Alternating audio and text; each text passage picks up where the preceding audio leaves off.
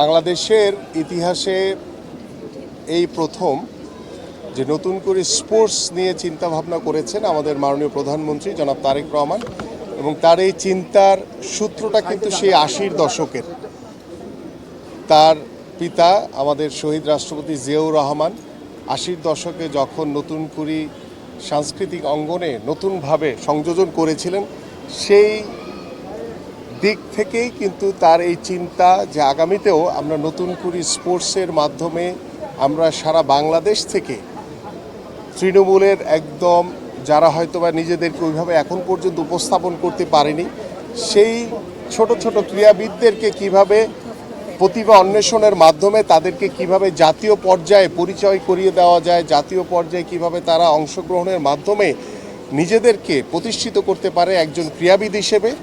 আমাদের মাননীয় প্রধানমন্ত্রীর যে উদ্যোগ, যে ক্রীড়া হলে পেশা পরিবার পাবে ভরসা, আমরা খেলাধুলাকে পেশা হিসেবে প্রতিষ্ঠা করতে চাই এবং সেই লক্ষ্য নিয়ে ইতিমধ্যে আমাদের জাতীয় ক্রীড়াবিদদেরকে পেশাগত স্বীকৃতি বাবদ ক্রীড়া ভাতা এবং ক্রীড়া কার্ড প্রদান করা হয়েছে। এবং আমাদের নতুন করে স্পোর্টসের মাধ্যমে আমরা সারা বাংলাদেশ থেকে তৃণমূল থেকে প্রতিভা অন্বেষণের মাধ্যমে তাদেরকে আমরা আমাদের যে বিকেএসপি রয়েছে সেখানে বিকেএসপিতে তাদের ভর্তি করিয়ে তাদের পড়াশোনা খেলাধুলার সকল দায় দায়িত্ব আমরা সরকার বহন করব।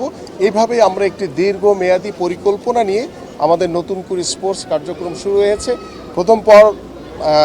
আমাদের যে প্রথম যে আসর সেটি আমরা আজকে আনুষ্ঠানিকভাবে উদ্বোধন করলাম এবং আমাদের মাননীয় প্রধানমন্ত্রী ২৭শে জুলাই তিনি পুরস্কার প্রদানের মাধ্যমে আমরা যে আমাদের সমাপনী যে অনুষ্ঠান সেটি ইনশাল্লাহ সফলভাবে শেষ করতে পারবো বলে আমরা আশা করি। ইনশাল্লাহ দ্বিতীয় আসর আমাদের সেপ্টেম্বর থেকে আবার আনুষ্ঠানিকভাবে শুরু হবে। ইতিমধ্যে আমাদের দ্বিতীয় আসরের অনলাইন যে রেজিস্ট্রেশন কার্যক্রম ১ জুলাই থেকে শুরু হয়েছে, ২ মাস ব্যাপী থাকবে। আপনারা সবাই জানেন যে প্রথম আসরে প্রায় ১,৬৮,৬৪৮ জন অনলাইনে রেজিস্ট্রেশন করেছিল এবং তার ভিতরে প্রায় ৪৭,০০০ প্লাস ছিল আমাদের কিশোরীরা এবং কিশোর ছিল ১,২১,০০০ সামথিং। এইভাবে আমরা তৃণমূলে চেষ্টা করছি যে আমাদের বর্তমান সরকারের বয়স প্রায় ৫ মাস, আমরা ৫ মাস পার করেছি।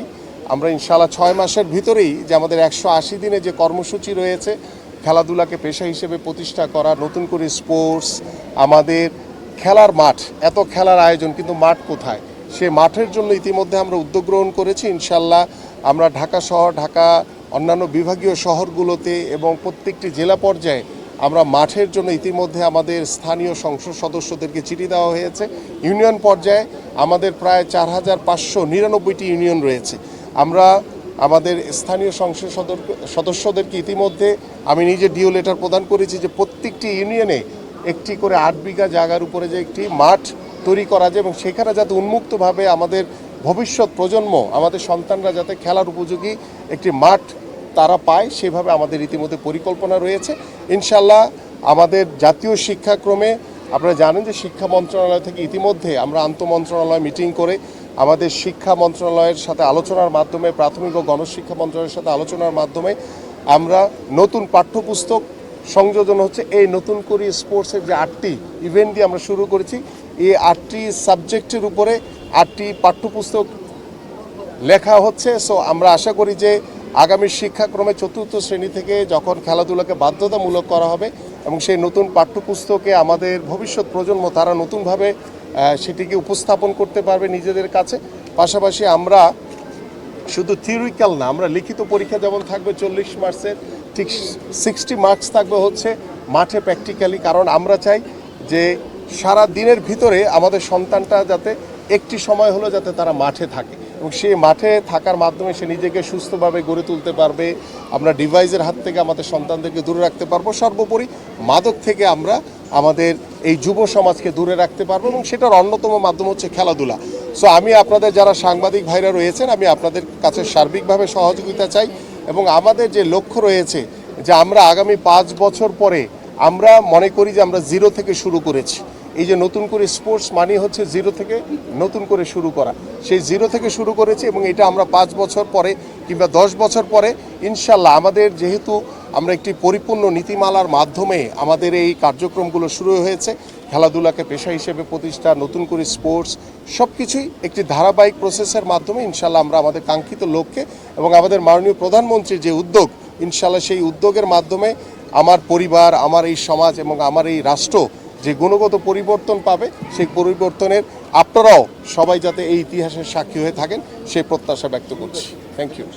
আমাদের এই নতুন করে স্পোর্টসের মূল লক্ষ্যই হচ্ছে যে প্রতিভাবানদেরকে তুলে নিয়ে আসা এবং তাদেরকে আগামী 5 বছর 10 বছর মেয়াদি তাদেরকে এবং তাদের পরিবারের সকল দায় দায়িত্ব গ্রহণের মাধ্যমে কিন্তু আমরা সেই খেলোয়াড়দেরকে প্রতিষ্ঠিত করতে চাই যারা ভবিষ্যতে বাংলাদেশের ফ্ল্যাগকে বিশ্ব মানচিত্রে উপস্থাপন করবে।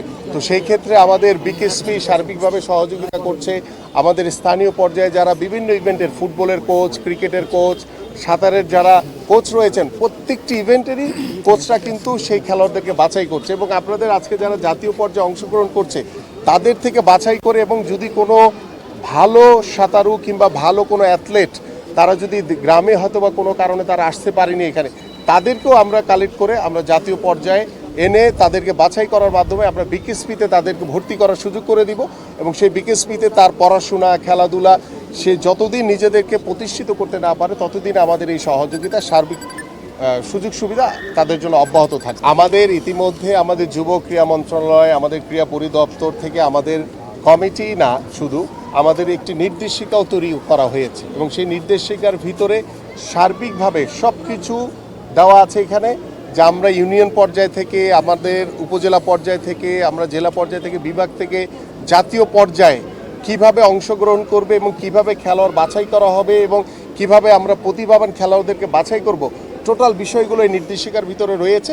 যেহেতু এটি আমাদের জাতীয় প্রোগ্রাম, সরকারি প্রোগ্রাম, তো আমরা একদম নির্দেশিকা মানে নির্দেশনার মোতাবেকই আমরা এই কার্যক্রমগুলো ইনশাল্লাহ শেষ করব। ধন্যবাদ। কোনো প্রকার স্বজনপ্রীতি হওয়ার কোনো সুযোগ নাই। যদি হয় আমাদের কাছে, যদি আমার কাছে আসে, তার বিরুদ্ধে তাৎক্ষণিকভাবে ব্যবস্থা নিই। আমাদের 8টির সাথে আরও 2টি ইভেন্ট বাড়ছে, সেটি হচ্ছে একটি ভলিবল আর একটি হচ্ছে টেবিল টেনিস। তো এই 10টি ইভেন্ট নিয়ে ইনশাল্লাহ দ্বিতীয় আসর শুরু হবে। আমরা পর্যায়ক্রমে আরও অন্যান্য স্পোর্টস যেগুলোতে আমাদের সাবকন্টিনেন্টে কিংবা আমাদের এশিয়ান গেমস কিংবা অলিম্পিকের মতো আসরে যেগুলোতে আমাদের পদক পাওয়ার সম্ভাবনা বেশি রয়েছে, সেই ইভেন্টগুলোকে আমরা প্রথমত ইন্ট্রোডিউস করতে চাই। পর্যায়ক্রমে আমাদের এই নতুন করে স্পোর্টসে আরও অন্যান্য ইভেন্টগুলো ইনশাল্লাহ আমরা সংযোজন করব। বর্তমান সরকার স্পোর্টস ডিপ্লোমেসিকে সর্বোচ্চ গুরুত্ব দিচ্ছে। আর ক্রিকেট যেহেতু আমাদের একটি মর্যাদার জায়গা, ক্রিকেট যেহেতু আমাদের বিশ্ব ক্রিকেটে আমাদের অত্যন্ত সুদৃঢ় একটি অবস্থান রয়েছে, সেই ক্ষেত্রে বিগত সময়ের একটি ঘটনাকে কেন্দ্র করে, বিশ্বকাপ ক্রিকেটকে কেন্দ্র করে যে একটি টানাপোড়েন হয়েছে, আমরা দৃঢ়ভাবে বিশ্বাস করি। ইতিমধ্যে আমি নিজেই আমাদের যে ইন্ডিয়ান অ্যাম্বাসিতে আমি কথা বলেছি, তারাও আমাদের সাথে কথা বলেছে। তারা সবাই ওয়েট করছে যে সেপ্টেম্বরে ভারত বাংলাদেশে আসবে। আসার পরে বিগত সময় যে ছোট্ট একটি যে ঘটনাকে কেন্দ্র করে যেই একটি টানাপোড়েন হয়েছিল, আমি মনে করি সেটাকে কাটিয়ে উঠে ইনশাল্লাহ আমরা সুন্দরভাবে পার্শ্ববর্তী সকল দেশের সাথেই আমাদের যে স্পোর্টস ডিপ্লোমেসি, আমাদের যে যোগাযোগ চলাচল সব কিছুই খুব স্বাভাবিকভাবেই সেটা চলমান থাকবে ইনশাল্লাহ। আমরা ইতিমধ্যে সিদ্ধান্ত নিয়েছি, আমাদের মাননীয় প্রধানমন্ত্রী ইতিমধ্যে আমাকে নির্দেশনা দিয়েছেন যে আমাদের যে 22টি জেলায় আমাদের সুইমিং পুল রয়েছে, তাও আমি বলবো যে আপ টু দ্য মার্ক না, জরাজীর্ণ অবস্থায় রয়েছে, সেগুলোকে সচল করা। পাশাপাশি আমাদের 64টি জেলায় আমরা সুইমিং পুল নির্মাণ করার ইতিমধ্যে একটি প্রকল্প গ্রহণ করেছি। ইনশাল্লাহ পর্যায়ক্রমে আমাদের আগামী 5 বছরের ভিতরে আমরা আশা করছি যে ইনশাল্লাহ 64টি জেলায় যাতে আমরা এই ধরনের একটি আন্তর্জাতিক মানের সুইমিং পুল আমরা গড়ে তুলতে পারি। কারণ এই প্রত্যেকটি সুইমিং পুলের পিছনে আমাদের কিন্তু নতুন করে স্পোর্টসে যারা অংশগ্রহণ করছে প্রত্যেকটি জেলা থেকে, ইউনিয়ন থেকে, তারাই কিন্তু সেখানে তারা অংশগ্রহণ করবে, তারা সাঁতার শিখবে, তারা সাঁতার কাটবে এবং তাদের ভিতর থেকে আমরা জাতীয় পর্যায়ে ভালো সাঁতারু আমরা গ্রহণ করতে চাই, যারা বাংলাদেশের পতাকা তারা বিশ্ব মানচিত্রে উপস্থাপন করবে। Thank you. এটা অলরেডি নির্দেশনা দেওয়া হয়েছে, এটা ঠিক হয়ে যাবে, ডোন্ট ওয়ারি। এই সাজুর একটা লাস্টে কিছু কইতে হইব।